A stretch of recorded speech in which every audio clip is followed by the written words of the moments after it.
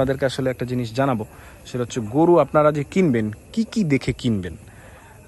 এটা আসলে একটা মেইন ব্যাপার, আসলে সবারই এটা জানার দরকার। প্রথমে আপনারা একটা জিনিস খেয়াল করবেন, দাঁত দেখে গরুর বয়স যাচাই করতে হয়।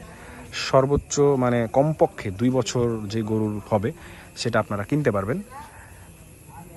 গরু সুস্থ আছে কিনা, চোখ পরিষ্কার ও উজ্জ্বল কিনা, নাক ও মুখে পানি বা রক্ত আছে কিনা, গরু দাঁড়িয়ে থাকতে পারছে কিনা বা হাঁটতে পারছে কিনা, এগুলো আপনাকে দেখে কিনতে হবে। আরেকটা ব্যাপার হচ্ছে শ্বাসকষ্ট আছে কিনা গরুর দেখবেন। আর অসুস্থ গরু কিন্তু কোরবানি দেয়া ইসলামে নিষিদ্ধ আছে। আরেকটা ব্যাপার হচ্ছে আপনারা গরুর বয়সটা অবশ্যই যাচাই করে নেবেন।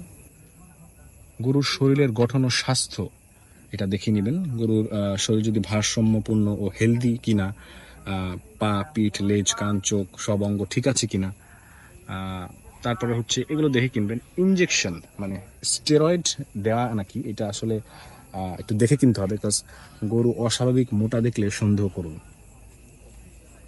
চামড়া দেখুন, টেনে দেখুন, নরম বা ফুলে থাকলে ইনজেকশন ইঙ্গিত হতে পারে। ইনজেকশন দেওয়া গরুর মাংস স্বাস্থ্যের জন্য ক্ষতিকর, শরীয়তের দৃষ্টিতে প্রশ্নবিদ্ধ এটা।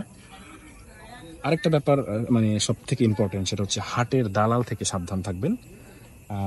যারা দালালরা দাম বাড়িয়ে দেয় এবং বিভ্রান্ত করে, এটা এই হাটে আমার মনে হচ্ছে তেমন একটা নাই। তো সব থেকে বেশি চেষ্টা করবেন আসলে আমি যে জিনিসগুলো বললাম এগুলো একটু দেখে নেবেন।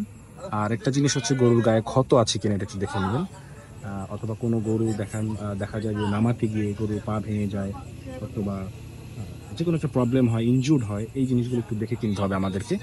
এই ব্যাপারগুলো খেয়াল রাখবেন, তাহলে আশা করি ইনশাল্লাহ আর একটু দামাদামিটা করে কিনবেন। বিকজ এমন হয় যে গরুর দাম আছে 1 লাখ, সে 5 লাখ টাকা চেয়ে বসে, তখন আপনি হয়তো বলতে পারবেন, আপনি হয়তো 2 লাখ 2.5 লাখ বলে ফেলবেন। এই ব্যাপারটা একটু খেয়াল করবেন, যারা এই ব্যাপারে অভিজ্ঞ গরু কেনার ব্যাপারে তাদের একজন সঙ্গী নিয়ে গরুটা কিনবেন। ধন্যবাদ সবাইকে।